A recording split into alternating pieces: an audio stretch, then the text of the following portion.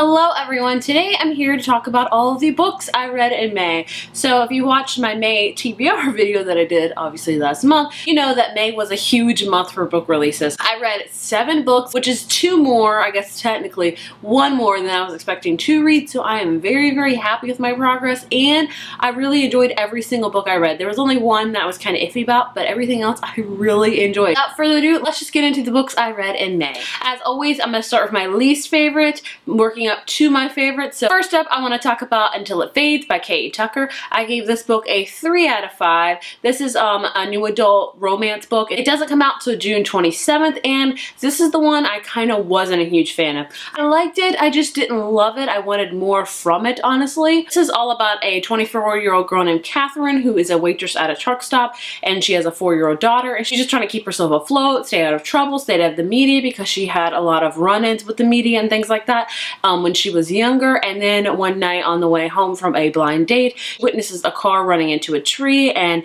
there is a man still in the car, and the car's about to catch fire. She actually saves him from the fire, and it turns out that the person that she saved is this huge famous hockey player, and of course they kind of fall in love, but she has to deal with, you know, being in the media, which is something she really doesn't want. And this is kind of like a Cinderella vibe, if you will. More to happen. I felt like there wasn't much that went on.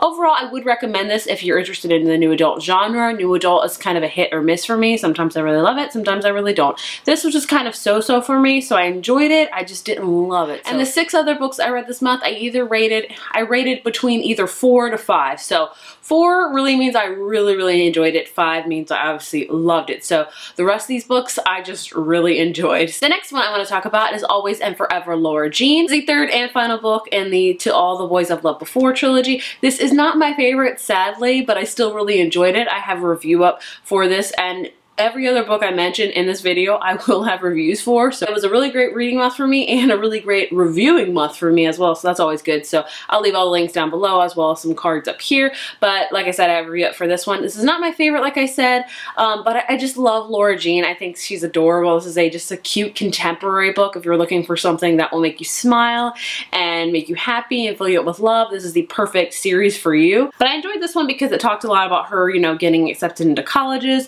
It was actually talked about like she was getting accepted to college. She was talking about colleges that I've been to before, like I visited the campus because I live in the same state, and that was really awesome to me. But I always love reading about Laura Jean, and if she ever wants to make any more books about the Song Sisters, I'm down for it. I gave this book a 4 out of 5. Then I have Into the Water by Paula Hawkins. Paula Hawkins also wrote The Girl on the Train, which I read last year and really enjoyed. This is an adult mystery thriller novel about this woman that goes up dead in this river, and this river runs through this town, and this river has seen a lot of women's deaths before, whether they be killed or whether it's suicide. This one woman's death kind of trudges up the past with those deaths, and they're trying to figure out if she really did kill herself or if somebody murdered her. And I did really enjoy this book. Will I say I liked it more than The Girl on the Train? I'm kind of iffy about that. I like the thriller aspect was a little bit better with Girl on the Train. This one had a lot more mysteries in it. Like, it just wasn't one mystery. We had several entwining mysteries within this one. The one downside to this book is it has a lot of point of views. Like, I want to say upwards to 10 point of views, which is a lot. Like, I even had to make a little chart in my book with a post-it marker right there of who's who and like how they're related into this book and things like that, because I was getting so confused. But once you get into the like second half of the book, I say you can definitely tell each character apart and you can recognize them. But that's the one downside of this book. Enjoyed it. I really enjoyed the things that talked about in this book, and I enjoyed the mystery and this whole kind of river thing. I will say this is not so much a thriller. If you're scared of thrillers like myself, this is not going to scare you at all. It just has like kind of a mystery element to it. So I also gave this book a 4 out of 5. The next book I want to talk about is The Names They Gave Us by Emery Lord. This is another young adult contemporary book, and a very sad one at that. This book really tugged at my heartstrings. It made me cry. It was very emotional. This is all about a girl named Lucy. Summer starting right before her senior year, and everything's going great for her. She has a great boyfriend. She is going to be the captain of the swim team. Her family life is going great, and then her mom's cancer comes back. So her mom's cancer was in remission, but it now has come back. She is a pastor's daughter and usually goes to her family's like church camp every single summer, but her mom actually wants her to go to the camp across the lake called Camp Daybreak, where it's kind of a camp for troubled youth, and she wants her to be a counselor there. And she really wants to honor her mother's wishes because she is sick, so she goes to this camp and she learns so much about herself, so much about other people and about these kids, and it's just a beautiful, heartbreaking book. It talks a lot about faith, which I really enjoyed. It talks a lot about, you know, different relationships within a family. It talks a lot about brokenness, and it's a very, very beautiful book. I will say by far this is my favorite Emery Lord book. Emery Lord books I usually like, I don't really love. This one I loved. I thought it was phenomenal. I highly recommend it. Like I said, I have a review on it if you want to check it out up here or down there. It was just so, so good. Like, I recommend this to everyone because it's a great, amazing book, but it's a book that's probably gonna break your heart, but it's worth it. I gave this one a 4.5 out of 5. Like, if we're gonna get real technical, I don't know if you want to round it up, round it down, either way, I loved it. Also coming in at 4.5, probably closer to 4, I don't know, we'll have to see, is Flame in the Mist by Adie. Hopefully I pronounced that right, I apologize. This is her first book in a duology, trilogy, I never know. This is, a lot of people say this is like a Mulan retelling, it's really not. It has some kind of same themes as far as Mulan goes, but it is not a Mulan retelling if you're wondering that. This is all about a girl named Aruka. Hopefully I pronounced all these right. It's very, very hard. I tried to look up pronunciations from this book, but I couldn't find any.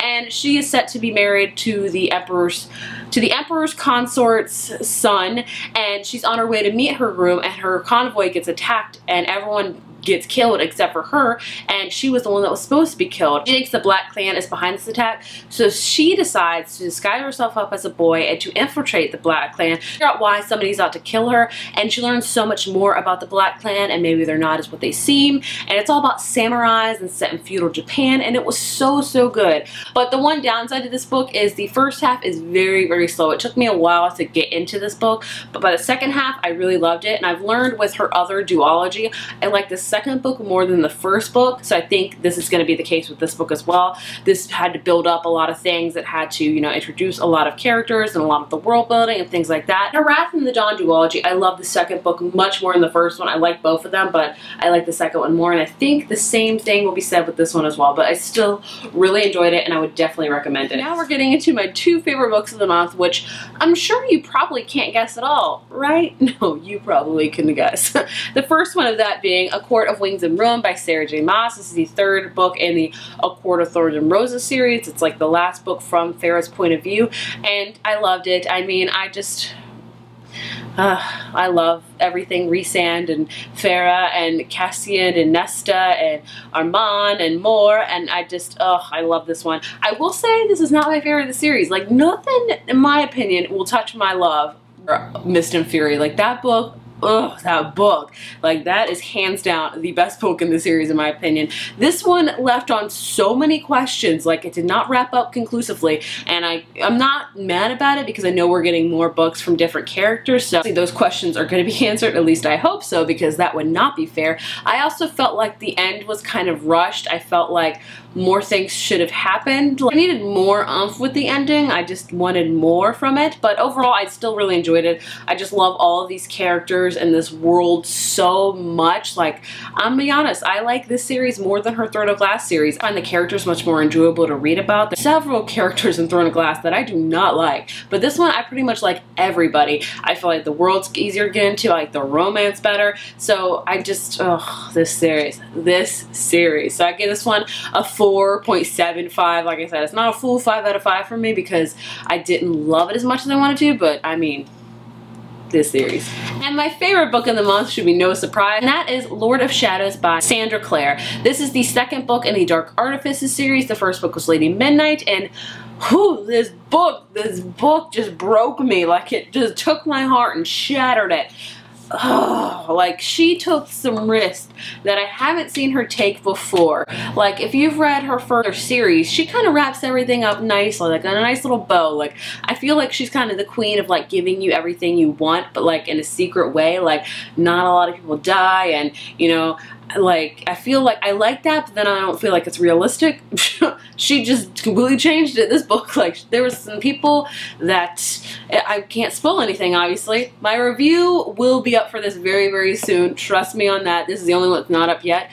I am filming it very, very soon, so it'll be up either the end of this week or the very beginning of next week, trust me. But this book, like, I think this is her best series by far. I feel like the writing is so much better. I feel like the characters are so much better. The romances are so much better. And the fact that you're already, you know, this is her third series in the Shadowhunters world. You're already invested in, you know, in what's going on. We're still learning new things, but we know the basis of it. So it makes it easier to get into this book. Where the first book, The Mortal Instruments, we had to learn everything new. With the Infernal Devices, we were kind of in the past, so we had to learn a lot of different things as well. With this one, we're kind of set, like, you know, a little bit in the future, but we know a lot of the things, so it's kind of like we're learning new information, but like I said, we know majority of the stuff. So this book, so freaking good. Like, I keep thinking about it, like I dreamed about it last night, no joke. So 5 out of 5 for this book. Like, this book, so good, heartbreaking, but so good. So these were all the books I read in May. Like I said, a really good reading month. Very, very rare that I actually read every single book I put on my TBR plus more. So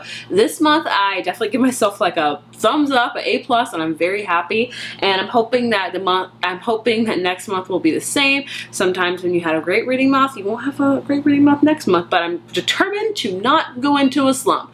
Either way, I enjoyed and loved most of the books I read this month. Like, so many feelings on all these books, so many feelings. If you have read any of these books, please let me know your thoughts and opinions down below. Did you love them as much as I did? Did you not like them? I would love to hear also what you read this month. If you like this video, be sure to give it a thumbs up and hit subscribe, and I will see you guys in my next video.